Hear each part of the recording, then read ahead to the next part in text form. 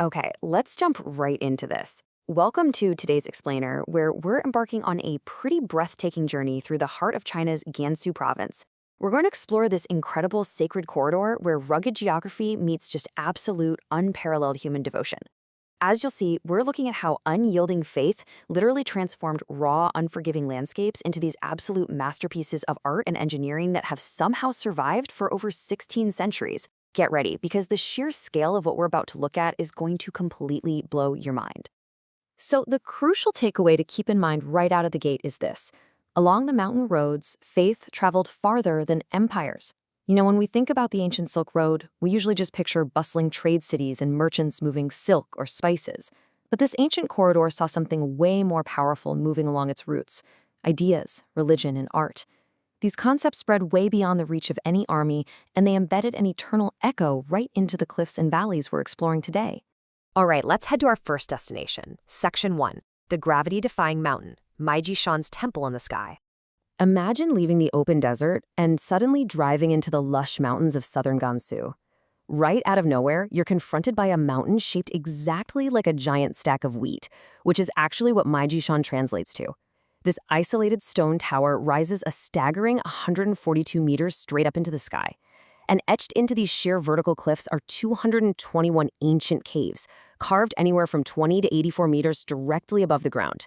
To put that into perspective, that is the equivalent of working on the outside of a 28 to 30-story building. Which, of course, begs the question on everyone's mind: how on earth did ancient artisans build a temple in the sky over 1,600 years ago?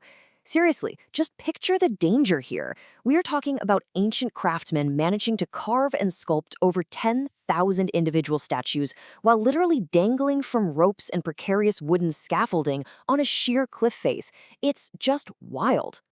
To really grasp how they pulled this off, we have to look at their totally ingenious engineering process. See, Maijishan is unique because its rock is super rough and loose, making it basically impossible for fine stone carving. So they improvised with clay. First, they'd carve a rough stone core directly into the cliff, like a basic body shape.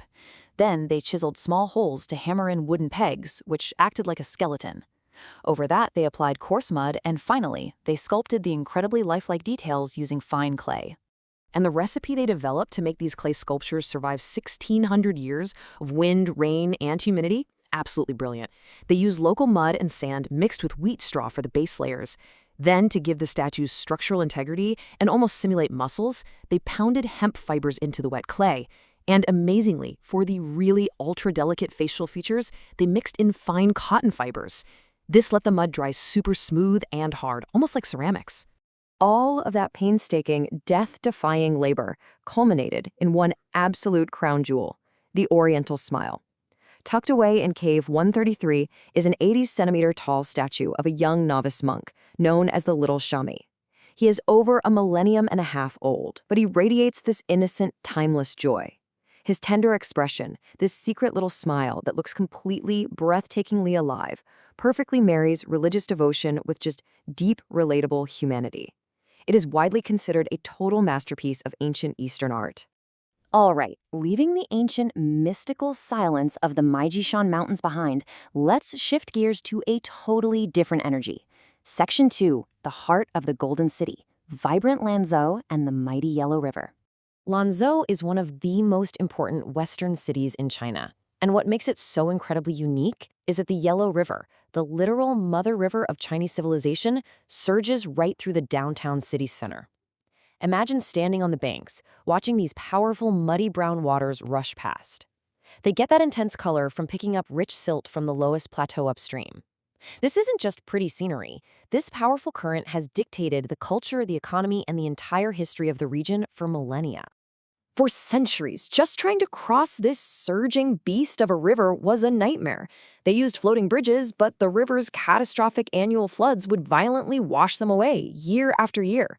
The river's raw power was finally tamed in 1909 with the construction of the Longshang Bridge. Built with the help of German engineering, it was the very first permanent iron bridge across the Yellow River. Today, it has survived countless floods and stands proudly as a beloved, pedestrian-only cultural icon. The city itself is just a massive sensory overload in the best way possible. You can take a cable car right over the river, hike up to the ancient White Pagoda Park for these soaring views, or just chill by the riverbanks drinking traditional sweet sunpao Thai tea.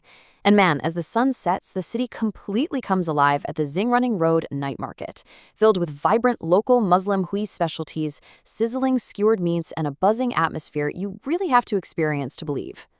But listen, the one thing you absolutely cannot leave Lansao without trying is their iconic hand-pulled beef noodles.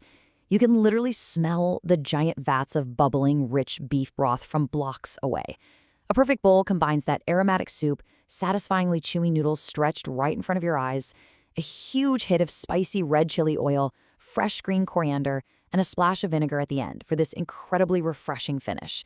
It is, no joke, culinary perfection. Trading the bustling, aromatic city streets for the absolute quiet of nature, we continue our journey. Section 3, The Hidden Colossus, Navigating the Yellow River Gorges. So to get to our final destination, you can't just drive up in a car. We have to board a boat at the massive Lujiakshat Reservoir. Take a second to imagine the sheer, raw scale of this landscape. As our boat glides over the deep, turquoise waters of the Bingling Gorge, towering, razor-sharp canyon walls rise up on all sides.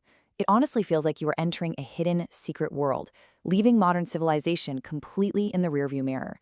Eventually, the boat docks and we arrive at the Bingling Temple Grottoes.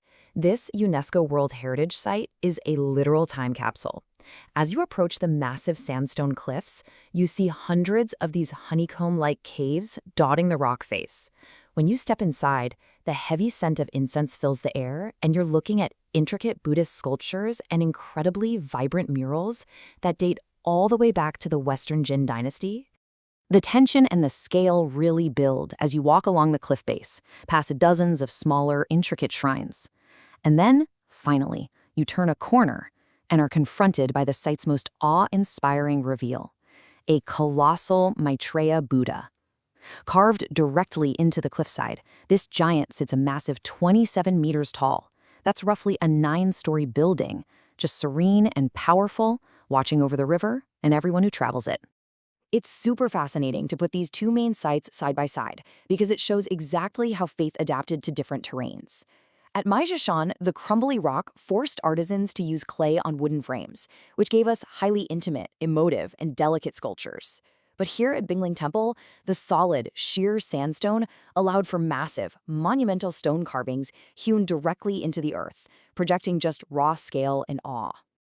Ultimately, taking this geographical pilgrimage through Gansu proves something pretty incredible. From the precarious wooden planks hanging off Maijishan to the monumental stone carvings hidden deep inside the Bingling Gorge, we see how extreme, unforgiving environments didn't stop these people at all. Instead, these landscapes pushed them to the absolute peak of human ingenuity and unyielding spiritual devotion.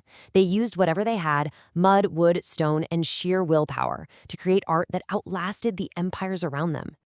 As we leave the misty peaks, the bustling golden city, and the deep gorges of Gansu, it leaves us with one final, pretty provocative thought. If ancient people, armed with nothing but primitive tools, extreme faith, and a desire to connect with something greater, could carve mountains and tame wild rivers to leave behind 1,600-year-old masterpieces, what eternal echoes will our modern era leave behind for the future to find?